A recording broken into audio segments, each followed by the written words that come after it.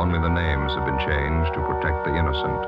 Fatima Cigarettes, best of all long cigarettes, brings you Dragnet.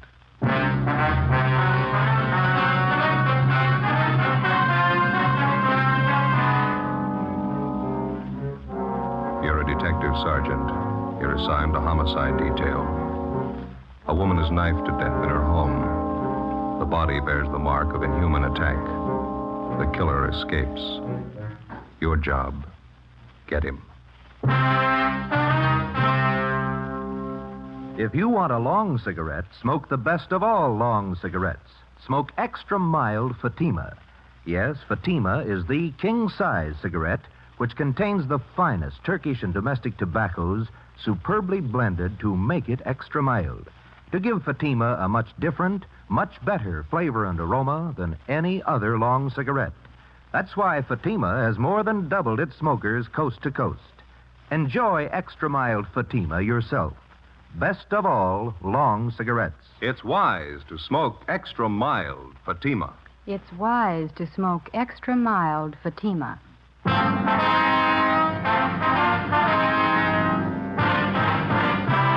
Dragnet, the documented drama of an actual crime. For the next 30 minutes, in cooperation with the Los Angeles Police Department, you will travel step by step on the side of the law through an actual case from official police files. From beginning to end, from crime to punishment, Dragnet is the story of your police force in action. It was Wednesday, September 29th. It was warm in Los Angeles. We were working the night watch out of homicide detail. My partner's Ben Romero. The boss is Captain Blaine Steed. My name's Friday. I was on the way back from the interrogation room. It was 11:23 p.m. when they got to room 42. Homicide. Hi, Lorraine. Hello, Joe. Like type this up for me? It's a dead body report. Yeah, okay. Thank you. Joe, How you doing? they bring Palmer in yet? He's in the interrogation room. Captain's with him. What's his story? He claims he had nothing to do with it. You contact any of the boys' relatives? Says he hasn't got any in town. It was just him and his mother. You called Juvenile Hall, didn't you? Yeah, they'll look after him for the time being. Pretty big shock for a kid. Yeah. Did you get anything out of him? Harry and I have been talking to him. Just starting to make sense. You want to lend a hand? Sure. We're going to the beach tomorrow, my mother and I. She had the day off and we were going to the beach. That's all I know. That's all she told me. Harry? Hi. You want to give it a try? Yeah. All right, Robert. Come on, son. It's going to be all right now. We need your help, Robert. Think you could answer a few questions for us? How about a bite to eat, son? Can I get you something? No, I'm not hungry. I'm okay. That's the stuff. Well, here, take it. It's a clean handkerchief. Yeah. Well, you're the cop that drove me down here, aren't you? That's right. Not going back to the house. You won't have to, son. I'm never going back to that place. All right. Oh, it was awful. Could you start from the beginning for us, Bob, and just take it easy? Tell us what you know. Okay. Think I could have a Coke? I'll pick up a couple. Be right back. All right, Harry. Thanks, Harry. Well, all I know is I left the house about 7:30. Mom gave me the money to go to a show. Was she alone in the house when you left? Yeah, that's right. We had dinner and then I went to the show. You usually go to the show on school night, son? No, but Mom asked me if I wanted to go. She gave me the money. Double feature. She told me to stay for both pictures. Mm-hmm. She usually tell you that? No, she always said to just stay for one picture. She didn't want me coming home so late. Was she expecting anybody to visit her? I mean, after you'd gone? She didn't say so. She just told me to stay for both pictures, that's all. What time did the movie let out? Almost 11 o'clock. Pretty late, so I went straight home. Mom was in the bedroom. She was on the floor. There was this knife, this big knife. What'd you do then, son? I ran outside, hollered. Wallace's came over from next door. Went inside and looked, then they called the cops. That knife you saw in the bedroom. There was blood on it, all over it. It was terrible. Did you ever see the knife before? Yeah. Yeah, Roy gave it to my mom last year. It's a bowler knife. Who is this Roy? Mom's boyfriend. One of them. He's in the Navy. Was he at your house tonight? I told you, it was just Mom and I. Roy had a fight with Mom about 2 weeks ago. He said he didn't like her having other boyfriends, and they had a fight. They argued, is that what you mean? Yeah. And once Roy slapped my mother. You want one of these, Joe? No, thanks, Harry. Oh, there. There's your Coke, Robert. Oh, yeah. Son, did you know most of your mother's friends? Most of them, yeah. Can you think of any of them who might have wanted to hurt your mother? I don't know. Roy Palmer, maybe. He was mad at her. He's the only one I can think of. I don't know. I don't want to think about it anymore. All right, son. We won't bother you anymore tonight. Thanks a lot. Yeah. Ben, Mm-hmm. you want to follow through with juvenile hall, see if the boy's taken care of? Okay. You going to be in the interrogation room? Yeah, I got a few more questions for Roy Palmer. Right. Check you later. Okay.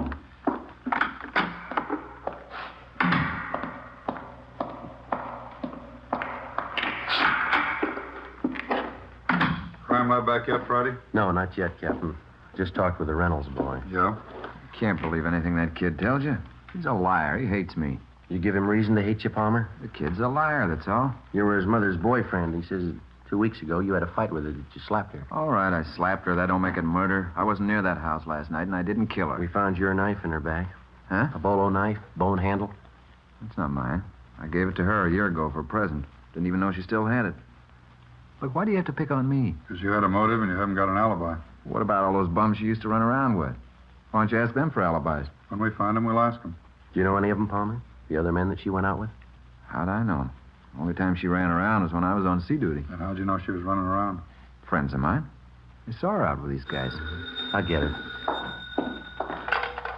Interrogation room, Friday. Lee Jones, Joe. Just got back from the Dixon house. Anything? Off to a fast start. Leighton Prince checked the murder weapon, that knife. Dusted the handle. Yeah? Fingerprints, perfect set.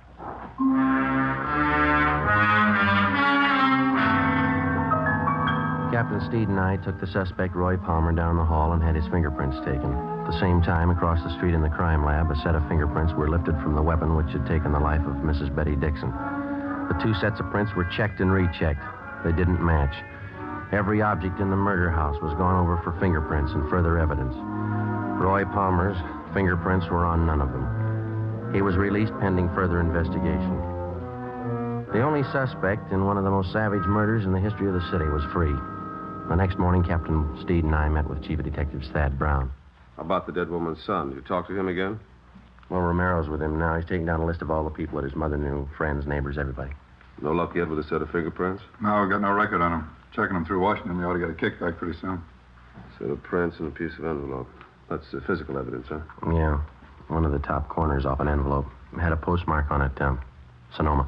Sonoma. Tie in with anything yet? No, not so far. Might turn up when we start checking the victim's friends.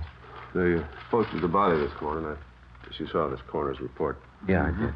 I don't have to tell you, you're not after an ordinary killer. 23 knife wounds. Revenge motive, maybe. Yeah. The reaction of the dead woman's neighbors, that's what's got me stopped. No one heard a thing? Mitchell and Didion are still covering the neighborhood. Haven't found anyone yet who saw or heard anything unusual. Well, I can't buy it. A woman isn't just cut down like that without some kind of a commotion. Besides, the homes in that neighborhood are fairly close together. Shouldn't take much to make yourself heard from one house to the other. No sign of robbery or burglary? No, according to the boy, the house is intact. Nobody touched anything. It leaves you with the boyfriend angle. Lover's quarrel. We're stuck with it, yeah. Hi, Chief. Romero, go ahead. How'd you make out? Better than I thought. Boy was over most of his shop this morning. Did he talk?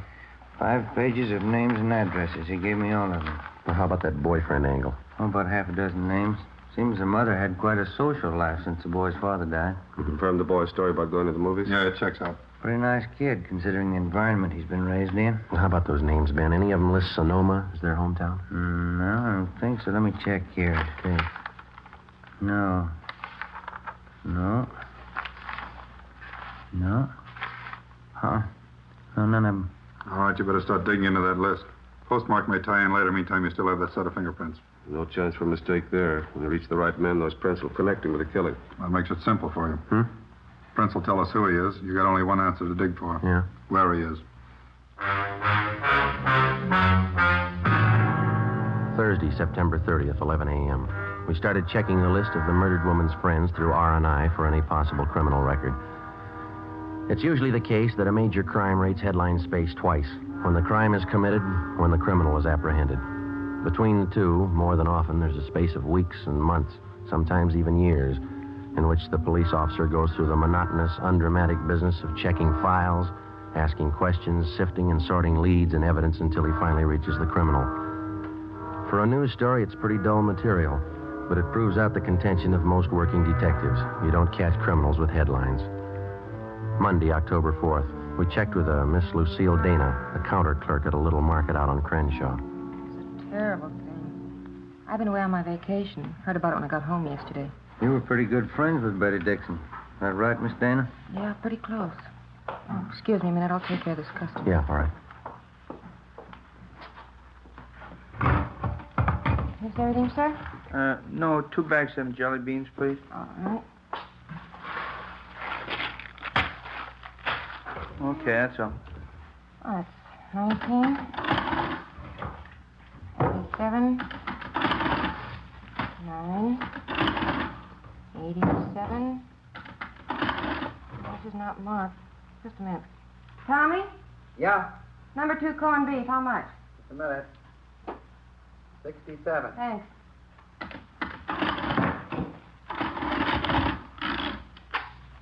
$2.17. Out of 5.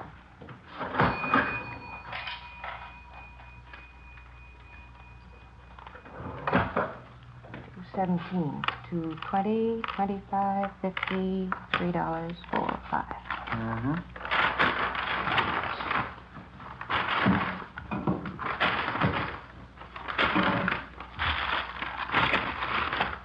Thank you. Okay. I just can't get over it, Sergeant. Poor Betty. We understand that you used to go out with the Dixon woman, Miss Dana. Do you know most of her close friends? Well, most of her men friends. We used to double date a lot together. Mm-hmm. I wonder if you'd take a look at this list of names that we have here. All right. Let's see. Mm-hmm. Now, does that about cover all her boyfriends, all that you knew of anyway? Yeah, I think so. Let's see. Tony Morse, Galbraith, Al O'Neill. Oh, you don't have Floyd down here. Who was that? Floyd who? I never did know what his last name was. He used to take both of us out, Betty and I. Seemed to like her quite a bit. When's the last time she was out with him, do you know? Oh, 5 or 6 months ago at least. Kind of strange. How do you mean? Floyd. Jealous, you know. Hot temper. Said he was Spanish, but he had a light complexion. Oh, excuse me, please. Sure. Yes, sir? A pack of that mint gum and some lighter flints, please. Yes, sir. 25. Thank you. All right.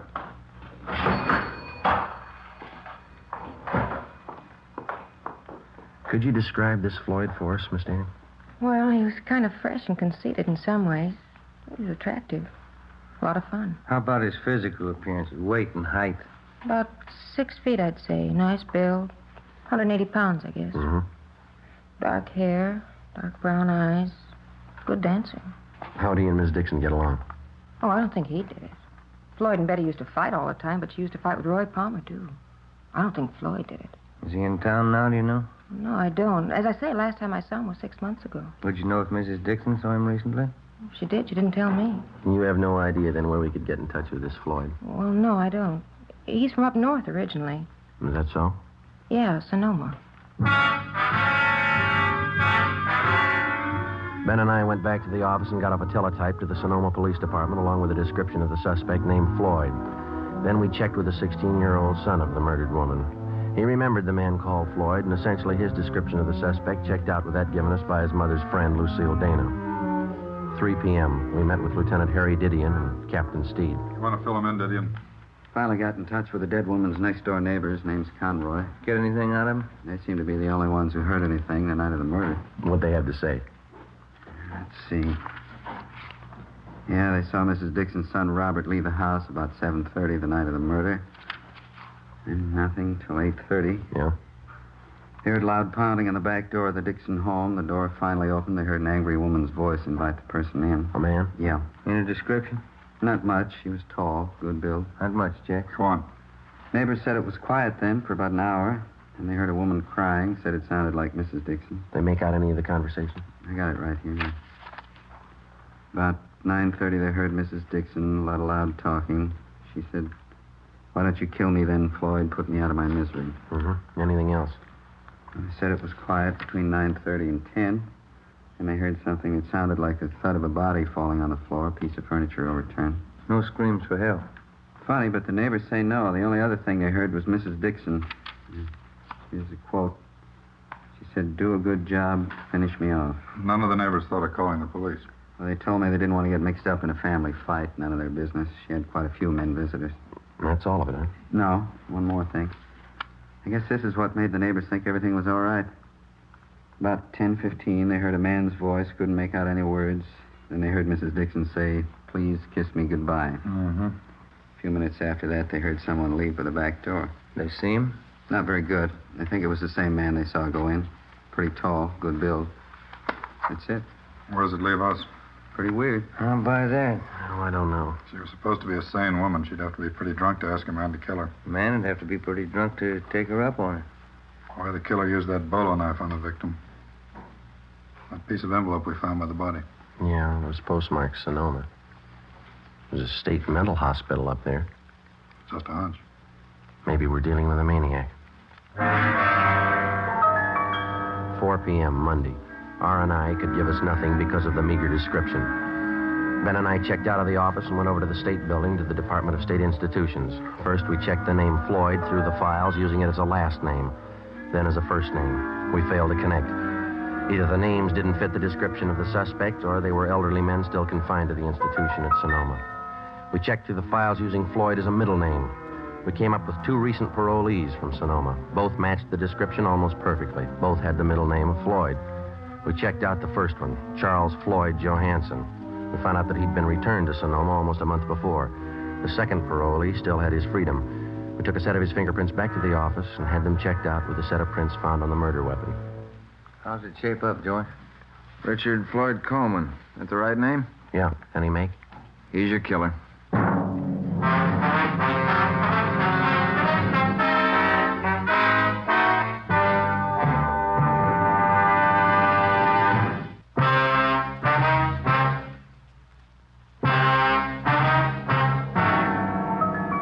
Monday, October 4th, 7 p.m.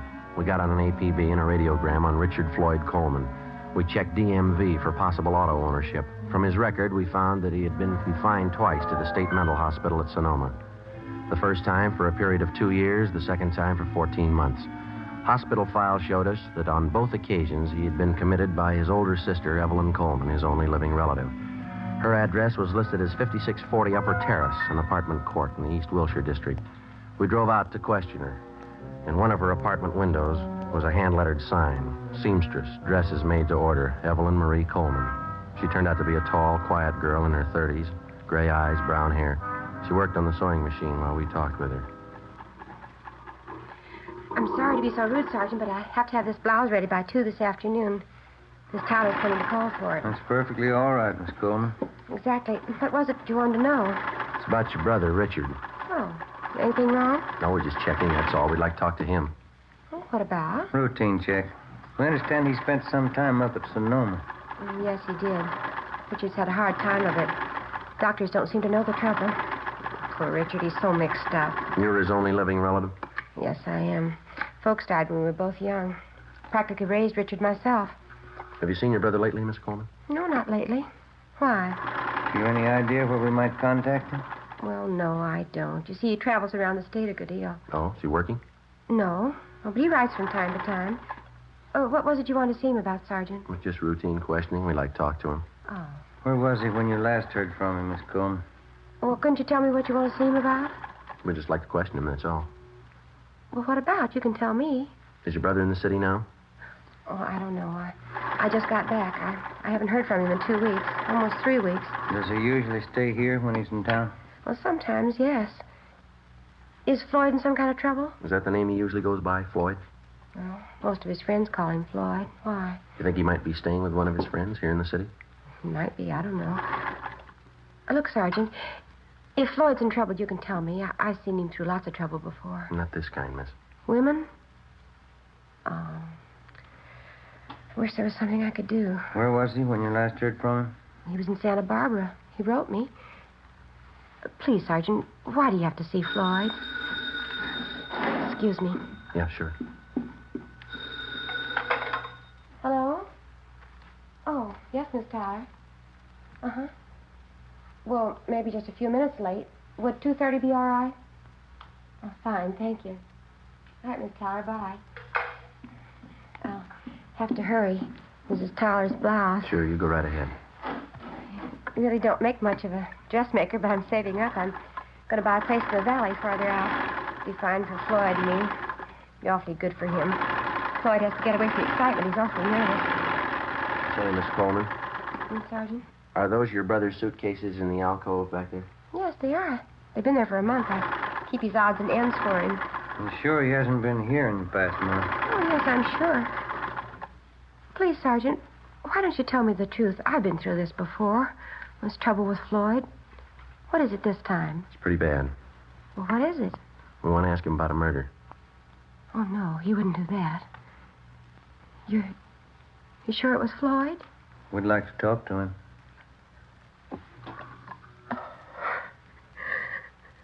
Floyd. Floyd. It didn't have to happen. I was going to buy a place in the valley. Floyd would have liked it there. I was going to take care of him out in the valley.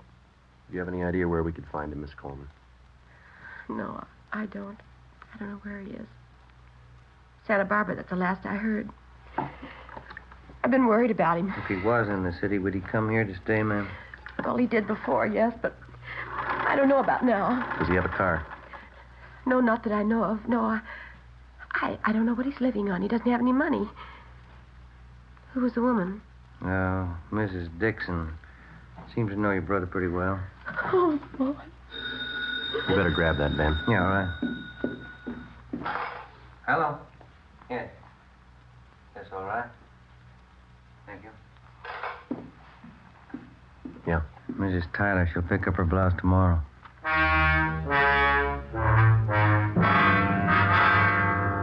Ben and I left Evelyn Coleman's place and went back to the office. A stakeout was placed on her apartment. 2 days went by. Nothing happened. Despite the fact that the suspect's sister had promised to cooperate fully with us in locating her brother, a team of men was assigned to follow her wherever she went as insurance against any possible slip-up. As far as we were concerned, no precaution was out of reason. A maniac was on the loose in the city, the same maniac who had murdered the Dixon woman. He'd done it once, and if the urge was there, he'd do it again. We sweated out the next 3 days. On the afternoon of the 6th day, we got an urgent call from one of the parole officers in the State Institutions Department, a Miss Gertrude Vaughn. Ben and I went over and checked with her. Call came in about 20 minutes ago, Sergeant. Man's voice. What do you have to say? He wanted to talk to me about the Betty Dixon case. Seemed nervous. You say he knew anything about it? I didn't want to frighten him off asking too many questions. I got the idea he had something he wanted to get off his mind. Well, did he mention anything specific? I mean, names, places, anything like that? No, but I got the impression he knew quite a bit about the case. What else? He promised he'd be here by 4 o'clock. Said he'd be ready to talk. Mm-hmm. Well, it's 2:45 now. All right, Ben. Okay. Pull up a chair. We waited. 3:15, 3:30, 3:45. No sign of the anonymous caller. 4 p.m. Still no sign. We waited. At 4:30, the office door opened and a tall, thin girl with brown hair came in and walked straight toward the desk of Parole Officer Gertrude Vaughn. We saw Miss Vaughn motion the girl across the room toward us. It was Evelyn Coleman. Sergeant. Miss Coleman? How are you? I know where Floyd is. I'll take you to him.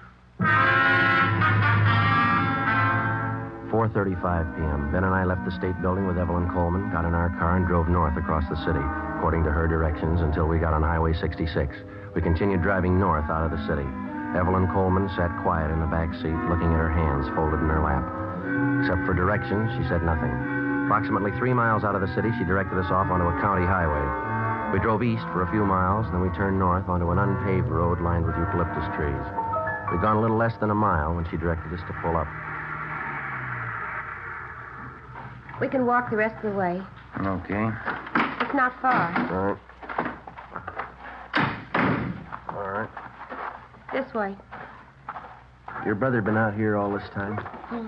He didn't tell me. He called this morning. Supposed to get himself up. What happened? I don't know. He's worse now, I think. Could hardly understand him on the phone. Doesn't make sense. Is he alone now? He was when I left him. We go across this field here. Okay. Yeah. Is your brother armed? No. That it over there? Yeah. Shack by the trees. You'll see he's treated right. Yes, ma'am. We'll see to it.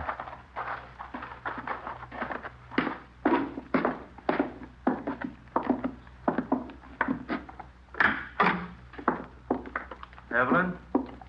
Evie? I brought them in, Floyd. They'll take you back. I'm Richard Floyd Coleman. I want to tell you I killed Betty Dixon. All right, Ben. I wanted to marry her. She didn't want it. She dared me to kill her. I grabbed a knife. We can talk about it later, huh? She was lying on the floor. She said, "Kiss me goodbye." I held on to her. She seemed to go to sleep. We have to go, Floyd. You tell him, Evie, I loved her. You tell him that. Yeah, I will. She dared me to kill her. She said I didn't have the nerve. She asked me to. Yeah, all right. Come on.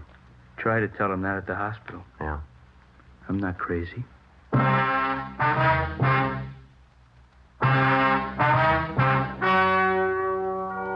The story you have just heard was true. Only the names were changed to protect the innocent. On December 4th, trial was held in Superior Court, Department 86, City and County of Los Angeles, State of California.